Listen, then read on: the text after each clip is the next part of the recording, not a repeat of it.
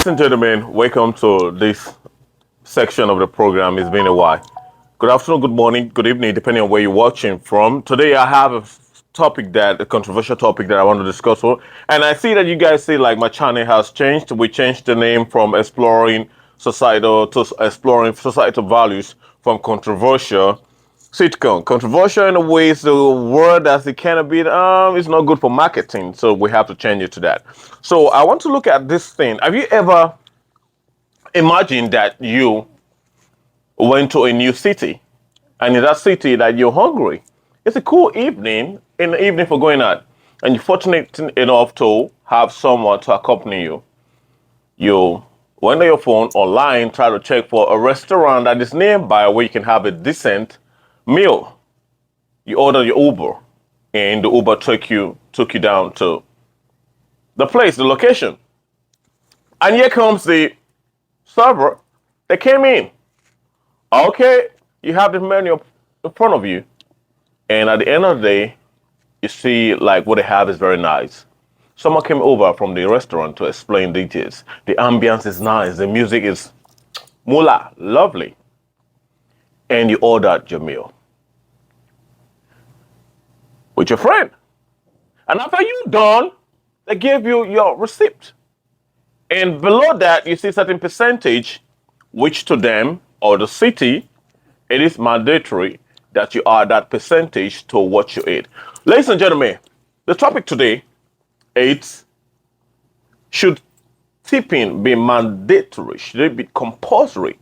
Should it be something that is compulsory, that the city has to mandate that? I have with me Lady B. We're discussing this topic today. Lady B, have you ever gone to a restaurant where after you've dined and before you left home, you had this mindset that you're going to spend like $500? Okay. And when you're done with that, you received your bill, and on top of that $500, you are mandated to add an extra 20% for the service. What do you think? I don't think there's a problem with tipping. Okay. Why do you have a problem with tipping? All right. I don't have a problem with tipping, but I do have a problem with you telling me what to tip.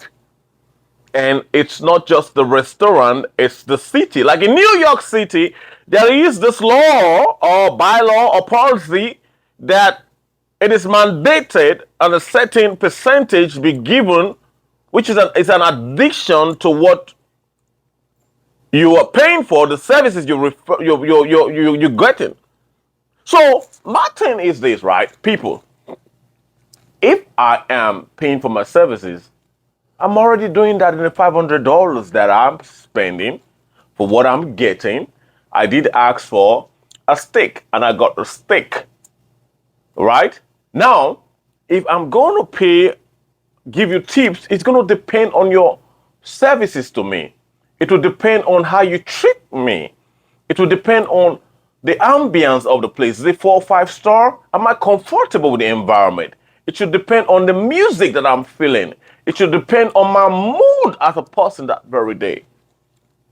But when you mandate that I should give you 20%, disregarding whether or not the services that you gave to me is poor, disregarding whether or not I'm in the mood to give an extra $100 or $50 or $200, disregarding my own self-integrity or esteem, I think it's barred.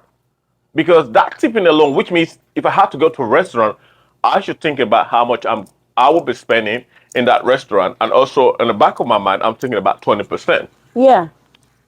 So why is that right? All right. So what is the difference between you being mandated to give 20% and you giving 20%? I never said I'm giving. No, okay, hold on. So I never said I'm giving. I never said if I'm being mandated, that is wrong. Because I'm already paying for what I'm eating, right? So the servers, this is a two-coin discussion. The servers coming to give me the food, they are not working for me. They're working for the restaurant, the company. But they're serving you. Come again? But they're serving you. They're serving me for what? They're For what serving I you for ordered, that right? period in time. Yes. For what I ordered, and what I ordered, I am paying for what I ordered, right? Yes. Okay. That being said, so is there anything wrong? Was there any occasion where I ordered something that I didn't pay for? So am I paying for the extra? All right. So So, you so said I'm saying that if I'm paying for the extra, it should be my discretion. exactly what I'm saying. All right. So let's talk about this. If you were to use your discretion to pay the server, what would you pay them? Like I said earlier on, if I would be using my discretion to pay for the service, right? It would depend on my mood that day. Probably I just passed my final board exam and I'm F happy. Or probably I just got promoted at my job. Or probably I just got a new contract. Or probably it's my birthday. That is my mood. So that day I'm willing to spend extra. I could spend 50% extra depending on my mood, right? But when you put a set numbers, like in New York City, you go to any restaurant in New York City, at the end of the day, you look at that bill, that receipt, the invoice. Below, you see tipping, the percentage is defined for you. Then by discretion, there's other added percentage. That discretion is not based on if you want to put 50, 60, or 100%. But the first one is compulsory. But I don't think that is right. I might just be going to that restaurant that very day and all I have is $50 to eat. So you're telling me that I shouldn't go to the restaurant because I'm not financially buoyant enough to maintain the functionality of that restaurant as someone that has come to dine. I'm putting in your corner, right? Because now you're No, trying to look at it but from a no, no, perspective that no. you never thought about. No. I thought about it. But Okay. my question is, before I go to a restaurant, I do my research. What are their meals like? How much does it cost? I'll give you an example. There's this girl that started working at my job in the hospital only because COVID happened. She worked at a restaurant and the bar in New York.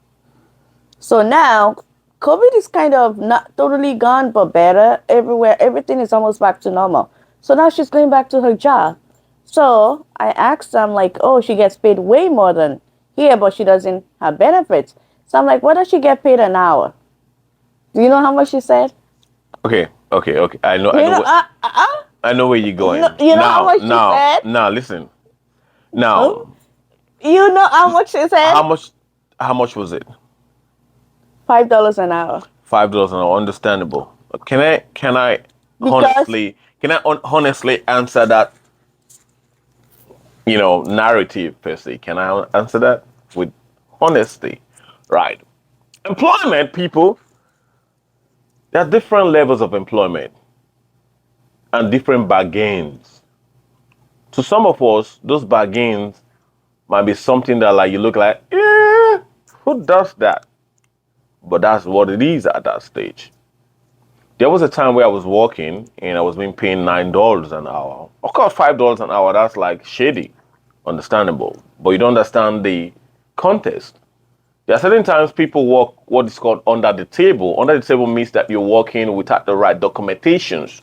And employers take advantage of that at your own disadvantage and give you the minimal fee or price or whatever that they think that would benefit them as but an that's not the employer, case here. but disregarding that legality of the employment. I'm just giving some instances. Now, levels of employment, you have a choice, especially when that is, especially in an environment where the society or the city or the state doesn't have a well-defined minimum wage category which employer have to go by. They don't have that defined. So now employers could actually like make their own rules in terms of how much they pay.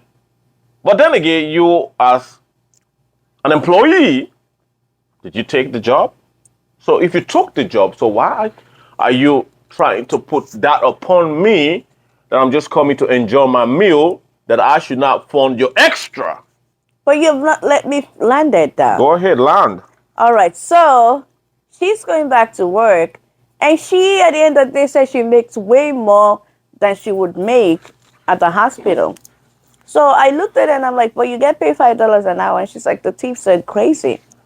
So their income is tip based because you're looking at it like you are doing, and I understand where you're coming No, from. no, no. But what I'm saying Okay. is, you still never answered my What is question. the question? If you went to the restaurant, they served you well, you got the best service. They didn't serve you well, you called the manager. The manager told them to make the food over again. When you're not satisfied with the service, if it is within your right to complain at that point, so they could fix their whatever your And grievances I'll are. still So pay if they fix the. your grievances and you still pay the same amount of money, you're not paying extra for them redoing or fixing their errors. All right. So Now, now they fixed the problem, right? And you still feel like they do not deserve a tip? now, okay, let me answer that question. Just give me time. I love that. But the thing, okay, I'm just laughing. I shouldn't be paying for somebody's error. I woke up a beautiful evening and actually I paid, took the Uber because there's no parking. And I'm there just to enjoy my evening. If I'm lucky enough, I have someone to enjoy that dinner with. And I've ordered for something specifics. Now you made an error from what you initially advertised or what is on your menu. And I complained about it and you went and you fixed that error, then you need an applause for me? I think that's absurd. No, So but what? I'm No, no, just hold on, give. hold on. Just let me land. I think that's absurd because I believe that I came there because of the 5-star review. I came there because of the nice things that people were saying. I came there because of the food, the advert, and that is what I want to be served. So why should I pay you for trying to fix it when you already make an error? That being said, right? Now, anyway, answer that. Why should I pay you for making an error? All right, so you don't make mistakes? You don't get my point. My point is if you make mistakes, why should I be the one paying for your mistakes?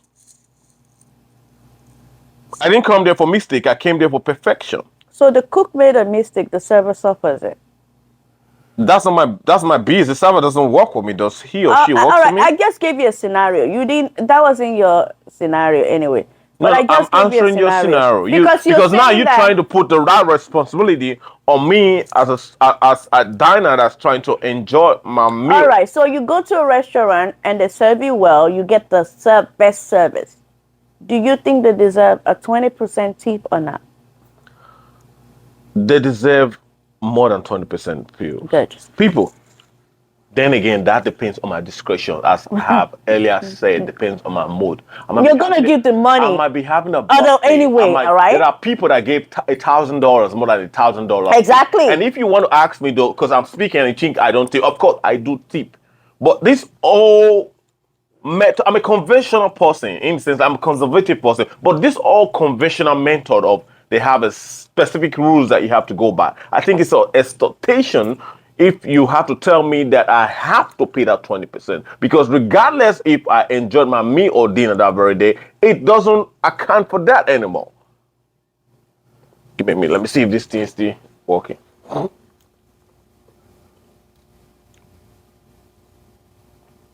Okay, we're working. So, are you with me? Now, if I need to pay extra, there's nothing wrong with that, people. You should actually tip